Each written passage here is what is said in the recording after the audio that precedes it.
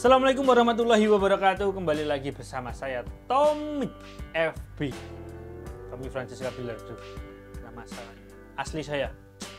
Oke, kali ini kita mau membahas sesuai judulnya ini, yaitu wedding adalah pesugihan milenial. Wedding pesugihan milenial.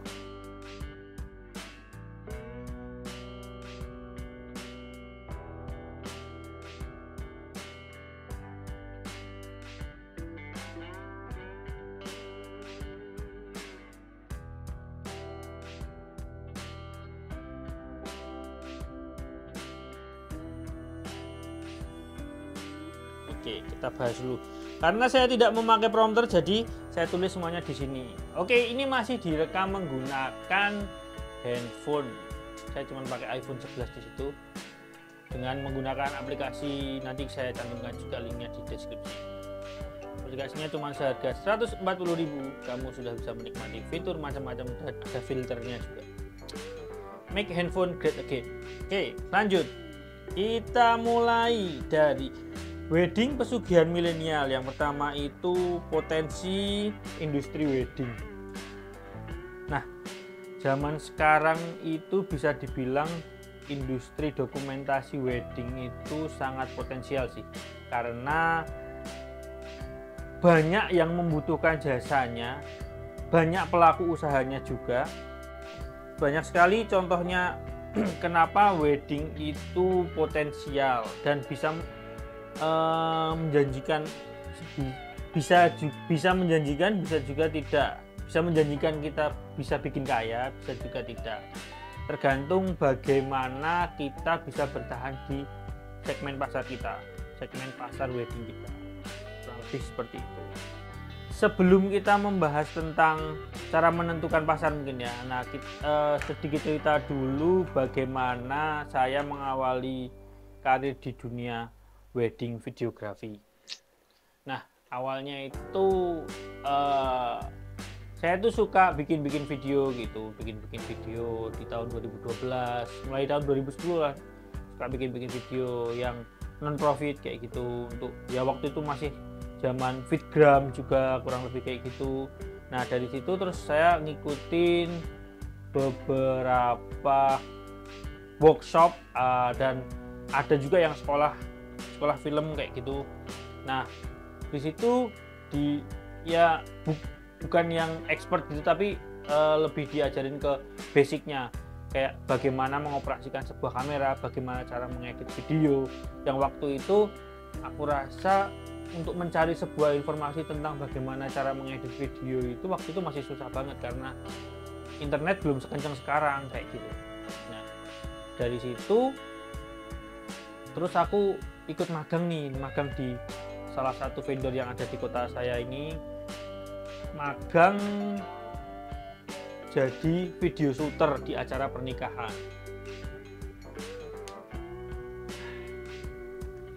Awalnya nggak ngerti apa yang mau diambil, nggak ngerti harus gimana. Yang ngikutin senior-seniornya aja, ngambilnya mungkin kurang lebih hampir sama, cuman beda vokaleng aja, kurang lebih kayak gitu. Nah, dari situ aku belajar, oh kalau di wedding itu ada momen ini. Nah, dari situ aku belajar bahwa oh ketika aku menjadi seorang wedding dokumentator, berarti aku harus peka sama momen ini. Kalau adanya pakai ada Jawa, ada momen ini. Nah, aku harus peka di situ. Nah, dari situ aku mulailah membuat sebuah brand. Dari awalnya aku belajar yang tadi itu, terus aku magang, aku memberanikan diri untuk membuat sebuah brand. Nah, awalnya aku nggak ngerti, awalnya itu yang aku kerjakan itu wedding saudara sendiri.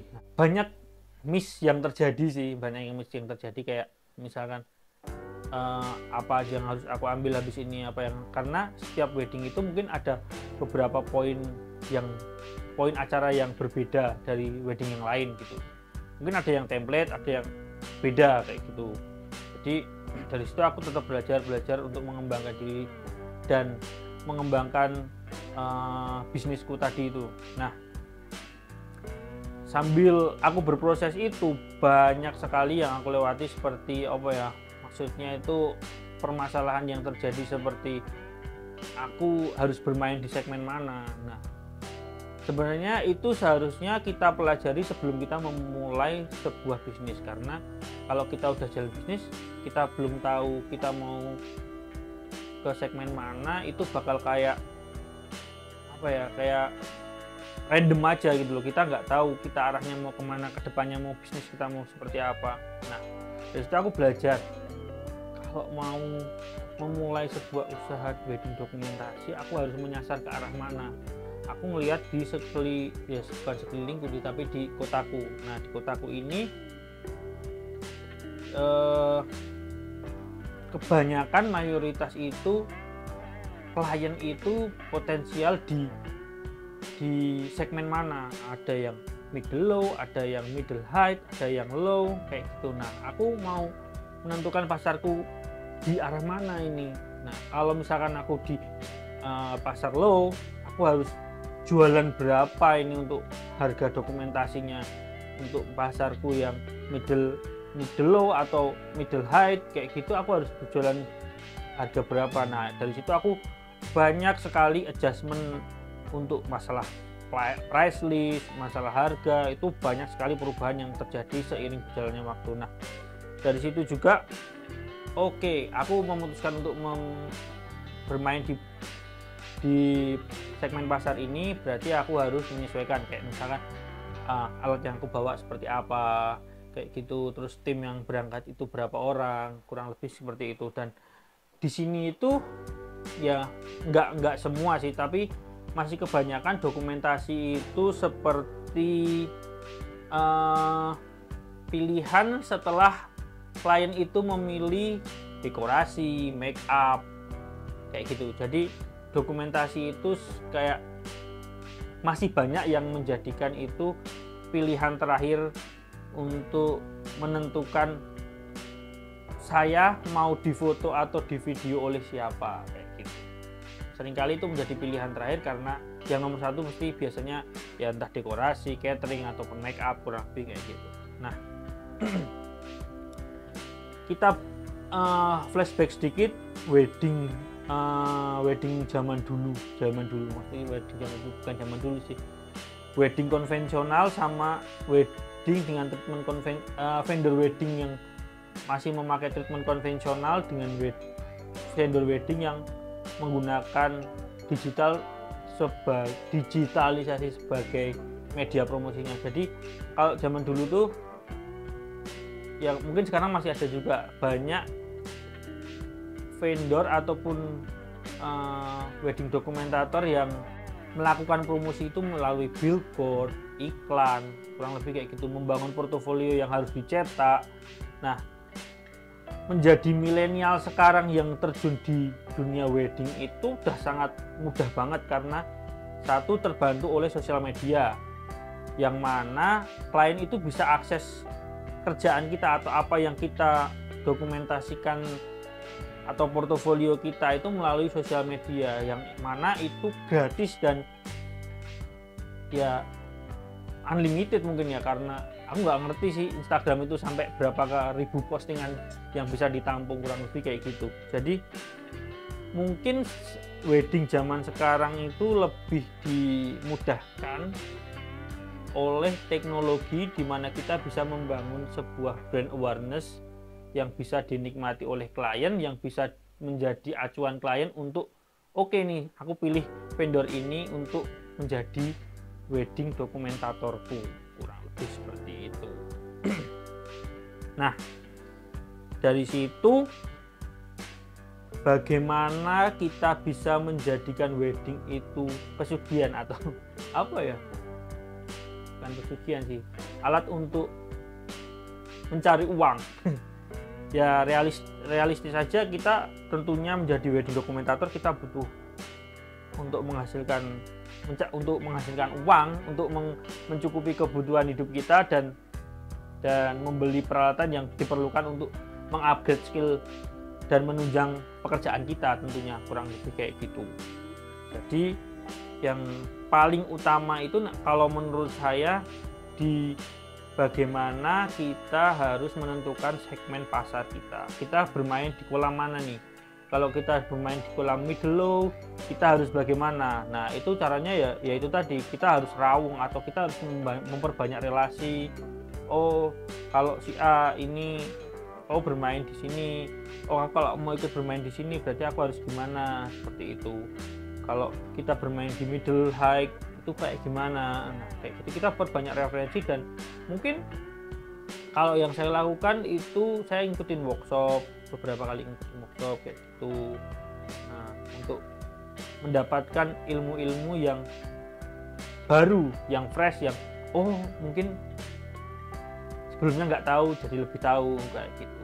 Nah, ketika kita sudah menentukan pasar, kita mau bermain di mana, nah dari situ nanti kita bisa menentukan kita itu pantas untuk dihargai berapa sih, dan klien itu dapat apa sih dengan apa yang kita tawarkan, kurang lebih seperti itu.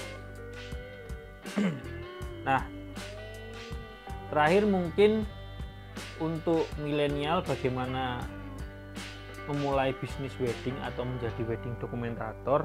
Mungkin tipsnya yang pertama perbanyak relasi, yang kedua tetap tingkatin terus skillnya sih dari manapun, dari workshop, dari manapun. Yang ketiga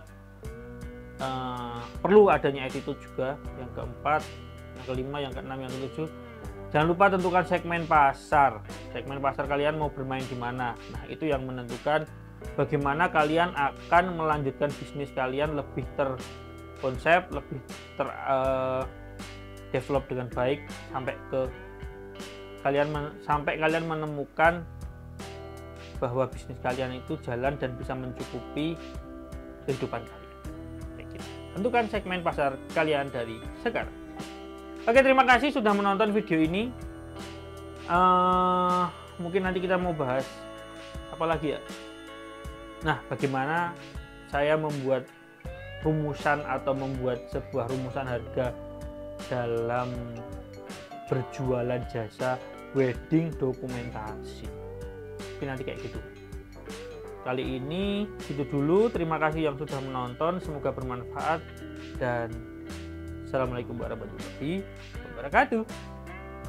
BTW ini saya dapat mic gabulan. Kemarin kita masih pakai mic Lensgo. Kita kemarin masih pakai Lensgo, dan ini dapat tes lebih dari ini dapat mic Rode Wireless Go 2. Ada kemarin temen BU udah jadi murah kok. Nah, lebih kayak gitu. Terima kasih, jangan lupa terus berkembang aja. Kalian pengen kemana, dan bisnis kalian di bidang ini itu mau seperti apa. Dan jangan lupa kalau kalian sudah kalian sudah mencapai apa yang menjadi target kalian, tetaplah konsisten, tetaplah menjadi sebuah vendor yang punya value. Sip. Sukses terus buat kalian semua guys. Thank you.